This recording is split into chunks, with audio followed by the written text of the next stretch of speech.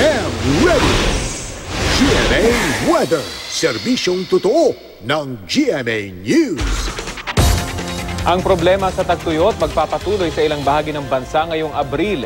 Sa pinakahuling drought outlook ng Pag-asa, kabilang sa mga apektado pa rin ang mga probinsya ng Cotabato at iba pang panig ng Soc-Sargen, ang buong rehiyon ng Zamboanga Peninsula, ARMM, Northern Mindanao at ilang bahagi ng Davao Region.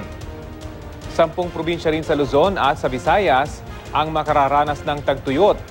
Manatili pong nakatutok sa GMA News para sa El Nino Climate Update ng Pag-asa.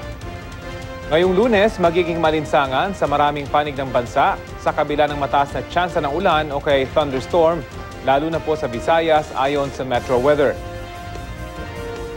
Ang inaasahang init factor sa ilang panig ng bansa, 37 degrees Celsius sa Tuguegarao City, 40 degrees Celsius sa Cabanatuan City, 39 degrees Celsius sa Calapan City, Oriental Mindoro, 35 degrees Celsius sa Puerto Princesa City.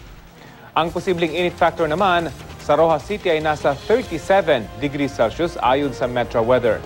39 degrees Celsius naman sa Cebu City, 40 degrees Celsius sa Zamboanga City at 41 degrees Celsius naman sa General Santos City. Dito po sa Metro Manila, posibleng umabot sa 38 degrees Celsius ang init factor at mababa ang tsansa ng ulan. Yan po ang latest mula sa GMA Weather. Magplano para sigurado, I am ready. Serbisyong totoo ng GMA News.